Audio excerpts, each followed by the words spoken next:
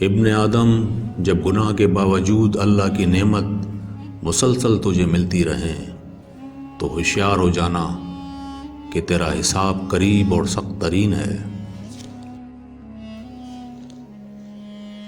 دو باتیں ساری زندگی کام آئے گی،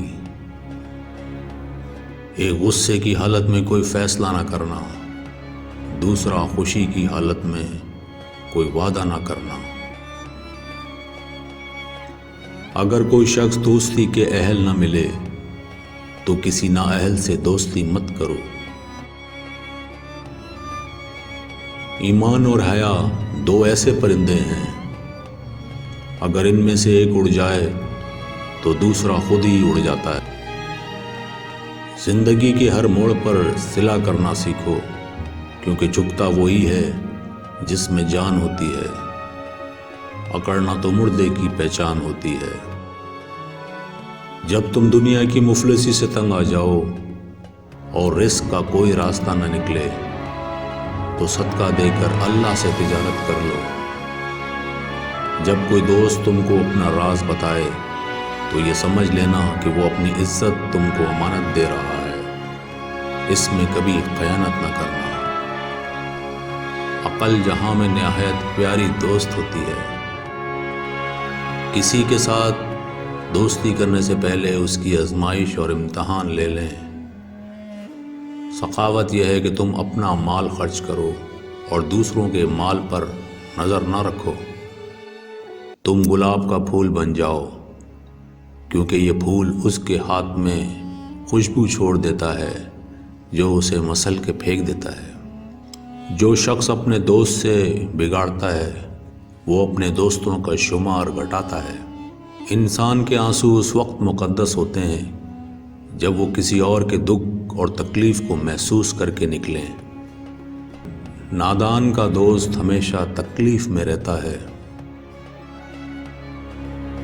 برا دوست کوئلے جیسا ہوتا ہے، جب کوئلہ گرم ہوتا ہے تو ہاتھ جلا دیتا ہے، اور جب کوئلہ ٹھنڈا ہوتا ہے تو ہاتھ کالا کر دیتا ہے۔ ایک دوسرے کی خبر گیری کے برابر دوستی اور بھائی بندی کا کوئی محافظ نہیں۔ اس شخص کی دوستی پر اعتبار نہ کر جو اپنے اقرار کو پورا نہ کرتا۔ اچھے وقت سے زیادہ اچھا دوست عزیز رکھو، کیونکہ اچھا دوست برے وقت کو بھی اچھا بنا دیتا ہے۔ اللہ تعالیٰ کی عبادت میں مشغول ہونا بڑی مفید تجارت ہے، اور اس کی رحمت کا طلبگار رہنا اعلیٰ درجے کی کامیابی ہے۔ زندگی کی اصل خوبصورتی یہ نہیں کہ تم کتنے خوش ہو، بلکہ زندگی کی اصل خوبصورتی تو یہ ہے کہ دوسرے تم سے کتنا خوش ہیں۔ پرندہ اپنے پاؤں اور انسان اپنی زبان کی وجہ سے جال میں پھنستا ہے۔ گفتگو میں نرمی اختیار کرو، کیونکہ لہجے کا اثر الفاظ سے زیادہ ہوتا ہے۔ لوگ تمہاری عقل سے تمہاری شخصیت کا وزن کرتے ہیں، لہذا اپنی عقل کا وزن اپنے علم سے بڑھاؤ۔ صفائی پاک نفوس کی خصلت ہے، اور پرہیزگاری حرام کاموں کے ارتکاب سے روکتی ہے۔ کسی کا عیب تلاش کرنے والوں کی مثال اس مکھی سی ہے جو سارے خوبصورت جسم کو چھوڑ کر زخم پر بیٹھتی ہے۔ جو حق کو چھوڑ کر عزت کا طلبگار ہوتا ہے وہ ذلیل ہو کر رہتا ہے، اور جو حق کے ساتھ دشمنی رکھتا ہے ذلت اس کا ہمیشہ مقدر بن جاتی ہے۔ محتاجی اور غربت 6 چیزوں سے آتی ہے: جلدی جلدی نماز پڑھنے سے، کھڑے ہو کر پانی پینے سے، منہ سے چراغ بجھانے سے، آستین یا دامن سے منہ صاف کرنے سے، دانتوں سے ناخن توڑنے اور فجر کی نماز کے فوراً بعد سونے سے۔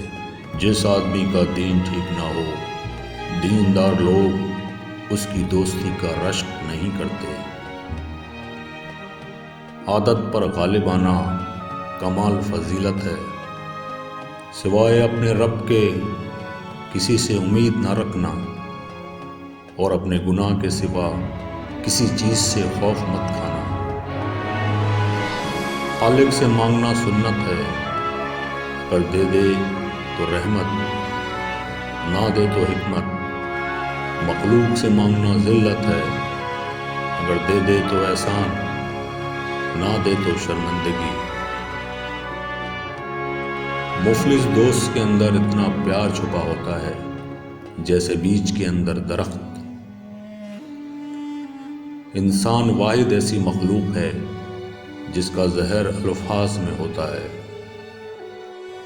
جو آدمی اپنوں کو حقیر سمجھتا ہے، دشمن اسے کچل دیتے ہیں۔ برے ساتھی سے تنہائی اچھی ہے۔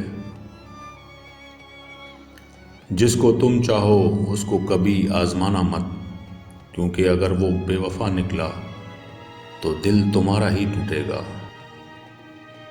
دوست وہ ہے جو ظلم اور زیادتی کرنے سے منع کرے اور احسان اور نیکی کرنے پر معین اور مددگار ہو۔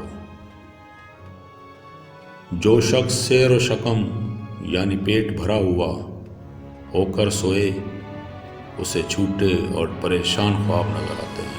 کنجوس شخص کتنا بد نصیب ہے کہ وہ دنیا میں فقیروں کی زندگی گزارتا ہے اور قیامت میں امیروں جیسا حساب دے گا۔ بہت سے لوگ اس وجہ سے فتنہ میں مبتلا ہو جاتے ہیں کہ ان کے بارے میں اچھے خیالات کا اظہار کیا جاتا ہے۔ اچھا دوست ہاتھ اور آنکھ کی طرح ہوتا ہے۔ جب ہاتھ کو درد ہوتا ہے تو آنکھ روتی ہے، اور جب آنکھ روتی ہے تو ہاتھ آنسو صاف کرتا ہے۔ جو ایمان تمہیں بستر سے اٹھا کر مصلے تک نہیں لے جا سکتا، وہ قبر سے جنت تک کیسے لے جائے گا؟ کائنات کی سب سے مہنگی چیز احساس ہے، جو دنیا کے ہر انسان کے پاس نہیں ہوتا۔ سب سے پہلی عبادت یہ ہے کہ انسان مصیبت میں صبر کرے اور اللہ کی طرف سے مدد کا منتظر رہے۔